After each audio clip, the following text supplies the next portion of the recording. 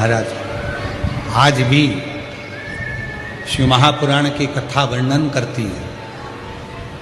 जो बच्चे पढ़ने बैठे, विद्याध्ययन करने बैठे और यदि पढ़ने के बाद उनके विवेक में, बुद्धि में वो चीज नहीं बैठ रही है, याद नहीं रह रहा, तो दो महादेव ऐसे हैं जिनका स्मरण करना चाहिए। एक है कपिलेश्वर महादेव और दूसरे हैं आनंदेश्वर महादेव। और माताओं से निवेदन है, जितनी भी मेरी माताएं बैठी हैं, जितनी मेरी जीजियां बैठी हैं, जितने मेरे जीजा बैठे हैं, जितनी मेरी बेटियां बैठी हैं, जितने मेरे बुजुर्ग माँ बाप बैठे हैं, उनसे निवेदन करो, मान लो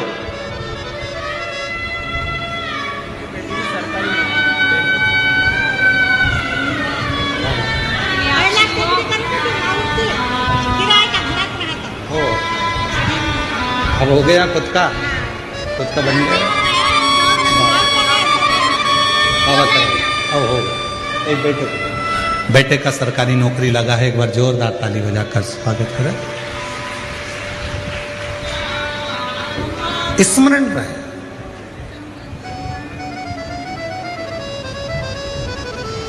स्मरण, प्रत्येक माता को स्मरण में रहना चाहिए। आप बच्चे से कहती हो पढ़ पढ़ पढ़ पढ़ पढ़, पढ़ता नहीं। आप उसके पीछे पड़ जाती हो, वो पढ़ता नहीं। पढ़ भी लेगा तो याद रहता नहीं, स्मरण नहीं रहता। खुद बैठो, बच्चा कितना भी ट्यूशन चले जाए, कितनी भी कोचिंग चले जाए, कितने भी अच्छी कोचिंग में जाकर पढ़ ले, पर प्रत्येक घर की माता को, प्रत्येक घर के पिता को एक काम करना चाहिए, कम से कम 15 मिनट, 20 मिनट, आधा घंटा अपने बच्चों को पढ़ाने के लिए जरूर बैठना चाहिए। कई माताएं कहती हैं गुरुजी हमने ट्यूशन लगा दी, कोचिंग लगा दी, भले लगा दो, अपना बेटा है, तुम्हें नहीं आता ज्यादा पढ़ाना, फिर भी उसके पास बैठो, वो कॉपी लेकर बैठेगा, पढ़ेगा। जितनी देर बैठ सकते हो उसके पास बैठो थोड़ा। और एक काम जरूर करो, उसको अच्छी विद्याध्ययन कराओ, पढ़ाओ। साथ में आनंदेश्वर महादेव, कपिलेश्वर महादेव, दोनों का नाम लेकर थोड़ा सा जल शिव जी को चढ़ाओ और वो जल उस बच्चे को जरूर पिलाओ जिसकी बुद्धि में, जो याद करता है भूल जाता है, या पढ़ने में मन नहीं लगता, ध्यान नहीं लगता, खेलने में मन लगता है, ज़्यादा ध्यान पढ़ाई में नहीं जाता, उसको आनंदेश्वर महादेव और कपिलेश्वर महादेव, ये दो ऐसे। आनंदेश्वर महादेव, आनंद वो बालक जो जन्म लेते से ही अपनी माता को ज्ञान देते हैं, और कपिलेश्वर महादेव, कपिल मुनि, वो जो जन्म लेते से ही अपनी माता देवहूति को ज्ञान देते हैं। ये दो विद्वत्ता के विषय, विद्वत्ता के दोनों। कौन कौन से महादेव हैं? पहले जम के बोलो, आनंदेश्वर महादेव। दूसरे कपिलेश्वर, आनंदेश्वर और कपिलेश्वर। ये बच्चे भी चाह सकते, आपने पढ़ा ही नहीं इसको, लो इसको नाम नहीं, नाम करो इसका आप ही रख दो कुछ नाम। अब 4 साल के हो तो नाम तो रखना, 1.5 साल के नाम रखो। शंभु, प्रणाम कर, प्रणाम कर, नमन कर, शंभु। 4 साल के बाद हुई है, एक बार जोरदार ताली बजा। शंभु, बेटे का सरकारी जॉब लगा है, बहुत बहुत साधुवाद, बधाई, खुशी हो मनाओ। तो लग गया जॉब है, अब एक बेटे को देना है। आपकी कृपा से बस आपको तो लक्ष्मी ना, हाँ, हाँ। एक बेटे के लिए जाओ। बेटा केरला में है। ओके। शिव कथा कह रही है, 2 महादेव ऐसे हैं, एक आनंदेश्वर, एक कपिलेश्वर, जो बुद्धि प्रखर कर, बुद्धि प्रबल कर, के प्रति जागरूक हो। उस लड़के को नहीं देखा तुमने, केवल धन वैभव देखा, केवल धन वैभव। और जो कर्म संस्कार हो हमारे जीवन में बहुत जरूरी है। बहुत। पार्वती जी को ज्ञान उपदेश देवादिदेव महादेव दे रहे हैं, ज्ञान उपदेश।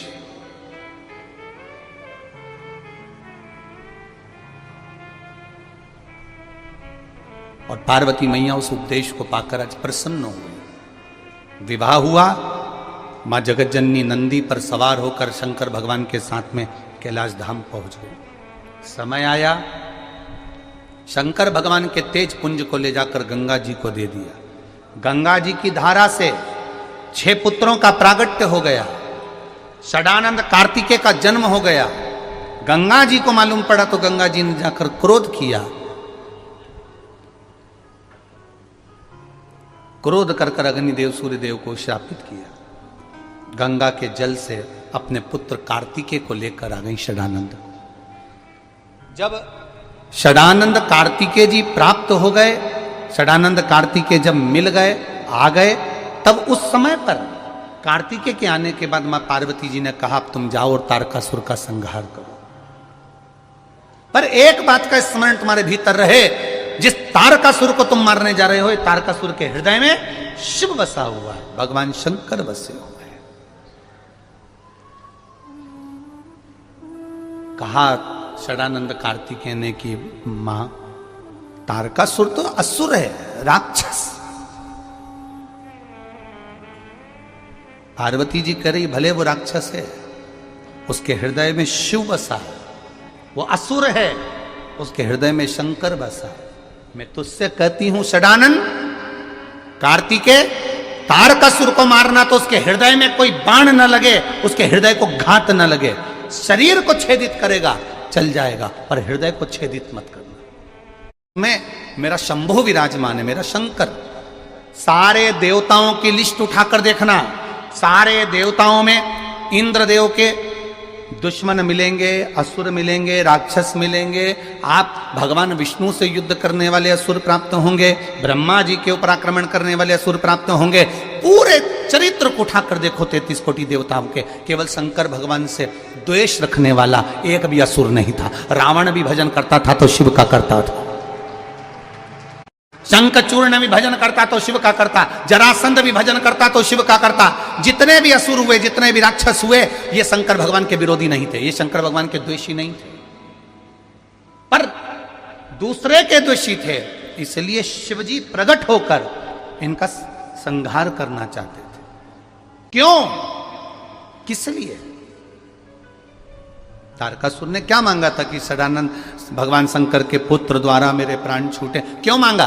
क्योंकि तारकासुर जानता था शंकर भगवान शादी नहीं करेंगे। मैं मांगूंगा कि इनके पुत्र द्वारा मेरे प्राण छूटे तो इनकी विवाह होगा, नहीं तो ये विवाह भी नहीं करेंगे। शिव तत्व कह रहा है कनक कुंडला का विवाह रत्न भद्र के साथ हो गया। रत्न भद्र यक्ष की पत्नी बन गई कनक कुंडला।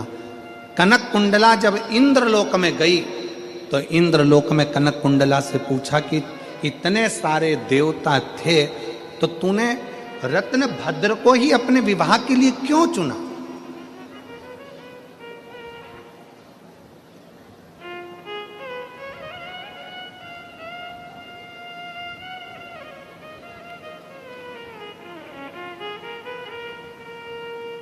ऐसा क्या दिखा तुझे रत्न भद्र में, उस यक्ष में, जो तूने रत्न भद्र को विवाह के लिए चुन लिया?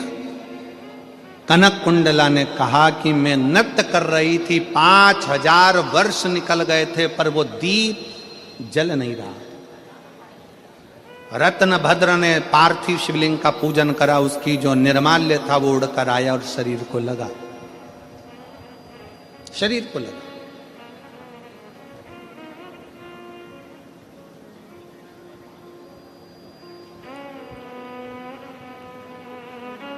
आप सबके स्मरण में कथा होगी श्रीमद् भागवत की। भगवान कृष्ण ने अपने पांव की मिट्टी उठाकर खाई थी। खाई थी कि नहीं खाई थी? भागवत सुनी है कि नहीं सुनी है? सुनी है सबने? भगवान ने मिट्टी खाई कि नहीं खाई? खाई ना। भागवत जी में लिखा है कि भगवान ने मिट्टी खाई। तो किसी ने पूछा भगवान से कि भगवान तुमने ये मिट्टी क्यों खाई? भगवान कहते हैं जिस समय पर पूतना मुझे विष पिलाने के लिए आई थी, उस समय पर सबसे पहले पूतना ने मुझे दूध पिलाया था। और दूध पिलाते समय जितने ब्रज के बच्चों को पूतना स्तनपान कराते कराते आई थी, दूध पिलाते पिलाते आई थी, विष पिलाते पिलाते आई थी, सारे बच्चों के प्राण उनके मुख से छूटे थे और पूतना के स्तन में चले गए थे। मैंने दूध पीने के बहाने उन बच्चों के प्राणों को, ब्रजवासियों के प्राणों को अपने खींच कर पेट में रख लिया था। भगवान कहते हैं ये सारे ब्रजवासियों का उद्धार तो मेरे चरण की रज से हो जाएगा। मैं धेनु चराने के लिए, गाय चराने के लिए जाऊंगा।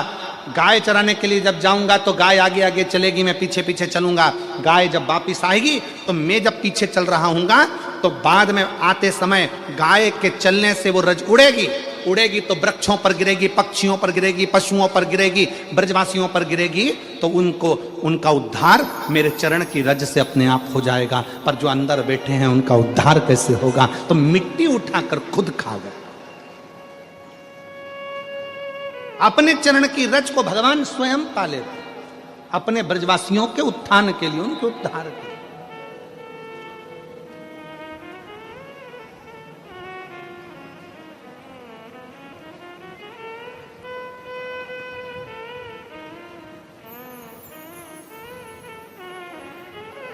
अब जब आप सब भी यहां से उठ के जाते हो ना, सब उठ के जाते हो ना, जब तो जाते जाते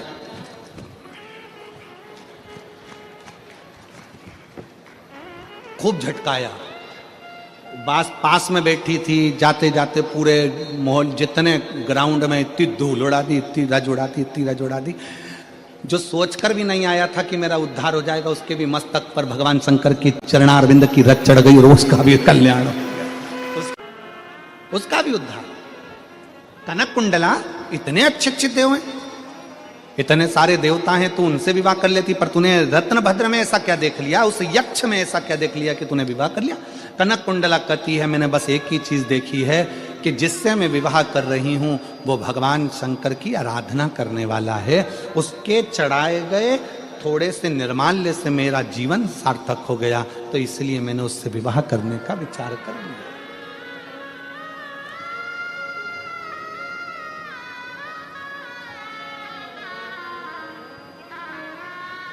मेरा बेटियों से निवेदन है, आप विवाह करो, मना नहीं है, पर विवाह करते समय इतना जरूर देखना कि जिसके साथ विवाह कर रहे हो वो हमारे सनातन धर्म को मानता है कि नहीं मानता।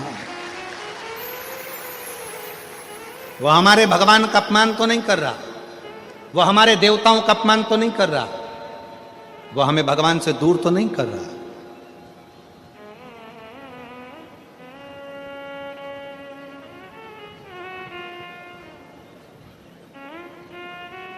अपने देव का अपमान तो नहीं कर रहा, शिव तत्व कह रहा है। कनक कुंडला ने रत्नभद्र से विवाह कर लिया, शादी हो गई, निकल गए कई साल, पर बच्चे का जन्म नहीं हुआ। कनक कुंडला के घर में बच्चा नहीं हुआ, संतान नहीं हुआ। कई बार व्यक्ति प्रयास करता है, एक बार पशुपति व्रत करा, 2 बार पशुपति व्रत करा, 3 बार पशुपति व्रत करा, 1 बार सफेद आंकड़े की जड़ बांधी, तुमरुका जी का नाम लेकर 2 बार बांधी, 3 बार बांधी, 4 बार बांधी, नहीं हुआ। मनुष्य की देह मिले तो 3 चीजों से बचना। पहले नंबर पर है कर्ज, दूसरे नंबर पर है क्लेश और तीसरे नंबर पर है कलंक। यदि संसार में जन्म मिले तो इन 3 चीजों से बचने का प्रयास करो। पहले नंबर पर है कर्ज।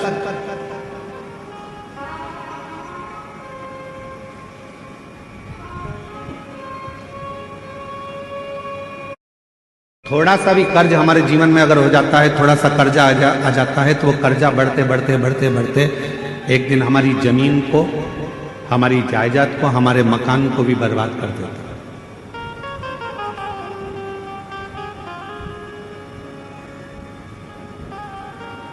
मेरे छत्तीसगढ़िया रहवासियों से पहले भी निवेदन करा था भिलाई में, और आज फिर छत्तीसगढ़िया के रहवासियों से निवेदन करूंगा, मेरे छत्तीसगढ़ के रहवासियों से कहूंगा कि अपनी जमीन को बेचकर शहर जाने का प्लान मत बनाओ, बल्कि अपनी गांव को इतना उज्जवल बनाओ कि शहर का आदमी भी तुम्हारे गांव को देखने के लिए पहुंचे।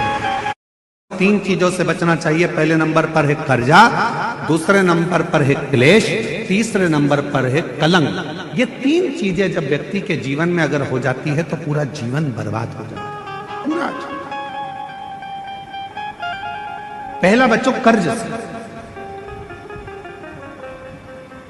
10 रुपए भी किसी का अगर कर्जा है तो वह हमको एक ना एक दिन डुबो देगा, इसलिए कर्जे से बचने का प्रयास करो। आज हो क्या रहा है, लाओ हम तुम्हें कर्जा दे देंगे। बड़ी बड़ी कंपनियां खुली हैं, बड़े बड़े बैंक खुले हुए हैं, जो दिन रात मोटरसाइकिल पे अपने अपने फ्लेक्स लगाकर दिन रात कहते हैं लो एक दिन में हम लोन देते हैं। गाड़ी पर लोन ले लो, मकान पर लोन ले लो, जमीन पर लोन ले लो, लोन ले लो, लोन ले लो, पैसा ले लो, पैसा ले लो। आज क्यों देने को तैयार बैठे? वो चाहते हैं कि आप थोड़ा सा लोन लोगे, धीरे धीरे वो चुका नहीं पाओगे तो एक दिन तुम्हारी जमीन भी चली जाएगी, मकान भी चले जाएगा, और मालूम पड़ा एक दिन जो रखा हुआ धन है वो पूरा बर्बाद हो जाएगा। समझ की जरूरत है। कबीले में रह रहे हो, कोई क्लेश नहीं होना चाहिए, आपस में थोड़ा साझा बनाकर, थोड़ा सा।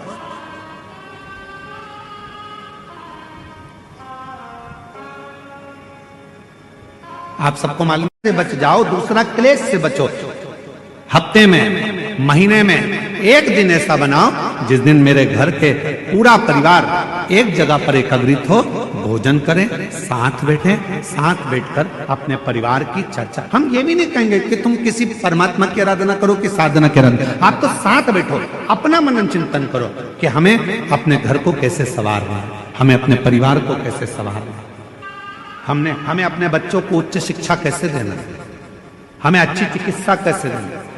हम कहीं आडंबर में तो नहीं फंस रहे, क्लेश से। और तीसरे नंबर पर कहा कलंक से बचिए।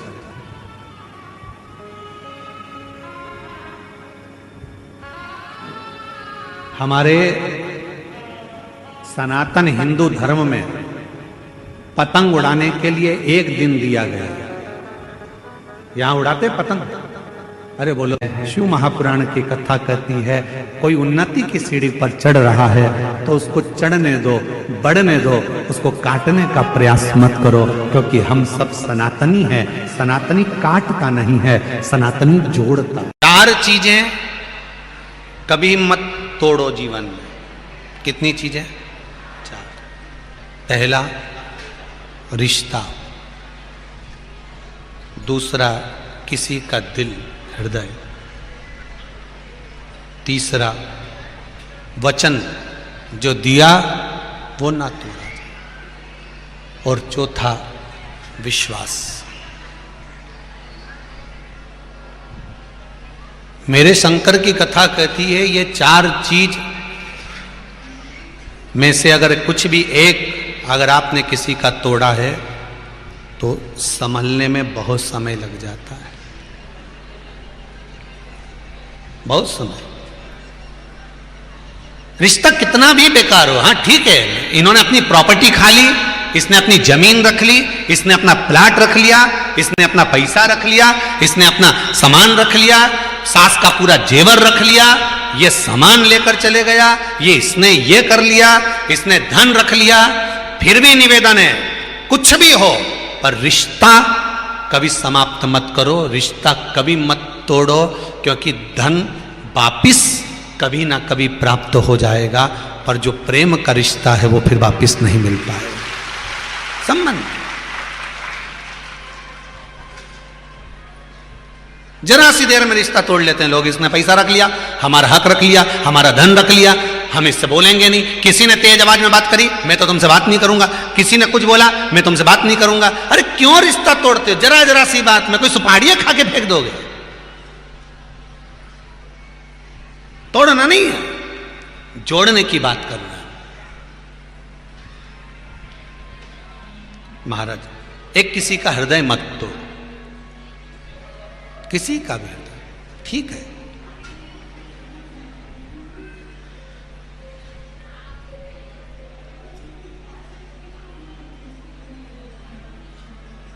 तीसरा वचन अगर किसी को दिया है मत तोड़। और चौथा विश्वास, भरोसा कभी ना तोड़िए। बड़ी मुश्किल से विश्वास जागृत होता है साहब, बड़ा मुश्किल से विश्वास प्रबल होता है, और उसको अगर तोड़ दिया जाए तो फिर जोड़ना मुश्किल है। रही मन धागा प्रेम का, टूटे गांठ पड़ जाए। महाराज वो टूटा कि उसमें गांठ पड़ गई। हम कई बार माताओं से कहते हैं, जीजियों कितना भी विवाद घर में हो, पति से कितना भी झगड़ा हो, पर निवेदन इतना सा है कि अपने मुख से कोई ऐसा शब्द मत बोल जाना कि वो गांठ पड़ जाए हृदय में और जिंदगी भर भुलाई ना जाए।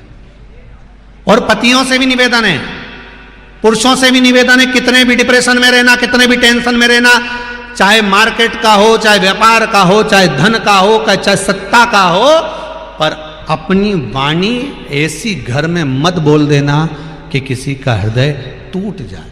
आप रखो, ये सब चीजें तो जीवन में चलती रहती है। शंकर जी को कितना दुख था साहब, कौन जान सकता है। कंठ में विष भरा था, उसके बाद भी गंगा को सिर पे रखा था, और कभी मुख से एक शब्द टेढ़ा नहीं कहा। लोगों ने शंकर जी को आड़ा टेढ़ा बोला, पर वो नहीं बोला आज तक। इतना कंठ पर विष होने के बाद तो लोग तो कड़वा बोलते हैं, पर इससे तो मिट्ठू अच्छा। वो मिट्ठू होता है तोता, हरी मिर्ची खाता और राम राम बोलता। मिर्ची खाने के बाद भी मिट्ठू, तोता मीठा बोलता है। और इंसान रोज गुलाब जामुन खाए तो भी ऐसा बोले कि झगड़ा हो जाए। इतना मीठा खाने के बाद भी इतना अड़ा टेढ़ा बोले जिसका बन, क्या मतलब का। किसी भी छठ के दिन, चाहे अंधेरी की छठ हो, चाहे उजाले की छठ हो, किसी भी छठ के दिन अगर षडानंद कार्तिकेय जी महाराज का नाम लेकर 6 बेलपत्र, और उस 6 बेलपत्र पर 6 दुर्वा, 6 पुष्प, 6 अक्षत के दाने रखकर षडानंद कार्तिकेय बाबा के स्मरण कर कर, शिवलिंग की जो जलाधारी है, उस जलाधारी पर जहाँ अशोक सुंदरी का स्थान है, उसी के पास में कार्तिकेय जी का स्थान है। किसी भी छठ पर यदि आप बाबा को वो बेलपत्र, वो दुर्वा, वो पुष्प, वो अक्षत का दाना 6 समर्पित करते हैं, किसी भी छठ के दिन, षष्ठी के दिन, स्कंद भगवान का नाम लेकर, स्कंदेश्वर बाबा का नाम लेकर, कार्तिकेय बाबा का नाम लेकर यदि समर्पित करते हैं, तो जिंदगी में कितना भी कर्जा हो, वो कर्जा 3 महीने के अंदर समाप्त होता ही है। कितना भी कर्जा, साथ में आपका परिश्रम, साथ में आपकी मेहनत और आपकी दृढ़ता। क्या होता है, लोग सोचते हैं कि हमने शंकर जी को बेलपत्र समर्पित कर दी तो कर्जा चूकेगा, पर साथ में मेहनत भी करना। अगर आप मानते हैं कि पूरी कथा का, इसमें कई दुनिया के कई लोग हैं हमारी कथाओं को आधा काटते हैं, आधा भेज देते हैं। गुरुजी ने कहा कि बेलपत्र पर शहद लगाकर चढ़ाओ, पर गुरुजी ने साथ में कहा कि रात दिन एक करो, पढ़ाई पूरी करो, आधी बात काट देते, आधी बात दिखा देते, पर उसका हमको कोई फर्क नहीं पड़ता है। आग लगे बस्ती में अपन लोग, उसका हमको कोई फर्क नहीं पड़ता, क्योंकि दुनिया का काम है गलत चीजें जनमानस में देना, जिससे बदनामी हो, अब शब्द बोले जाए, ताने दिए जाए, गालियां दी जाए। ये दुनिया की रीति है। बहुत आते हैं दिन भर में, कहीं कोई दबाव देने के लिए आता है, हम तुम्हारी बदनामी करेंगे, हमको 1 करोड़ दो, हम ये छप्पा देंगे, हम वहां से आएंगे, हम ऐसा कर जाएंगे, हम वैसा कर जाएंगे। बहुत आते, दिन भर का काम इनका, रोज का यही काम है, हमें ये करो, हमको वो करो।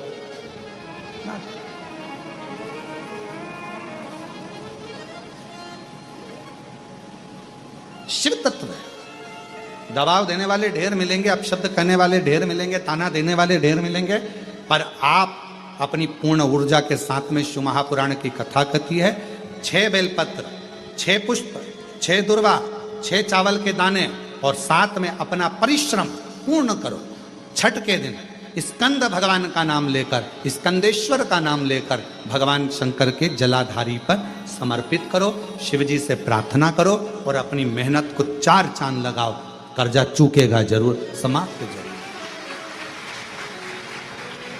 कर्जा का मतलब ये नहीं है कि आप कर्जा करे हो तो मेरे से बन नहीं रहा, मेरे प्राण छूट जाए तो अच्छा, मैं तो मर जाऊं, मैं टेंशन में हूं, मैं डिप्रेशन में हूं, बहुत परेशान हो गया, ऐसा हो गया। ना ना, दुख आता है, जब सुख आया, सुख चले गया तो दुख आएगा, तो दुख भी जाएगा, दुख भी समाप्त होगा। उसमें क्या विचार कर। ऐसा तो नहीं है कि दुख समाप्त नहीं होगा, दुख नहीं जाएगा। सुख आया है, जब हमारे अच्छे दिन अगर समाप्त हुए हैं तो दुख भी समाप्त जरूर होगा, फिर वापस सुख आएगा। थोड़ा हिम्मत, थोड़ा धैर्य, थोड़ा हृदय पर भाव एकाग्रित करो कि नहीं नहीं, मेरा शंभु, मेरा शंकर, मेरा त्रिकालदर्शी, मेरा कैलाशी, मेरा अविनाशी, मेरा शिव मेरा दुख काट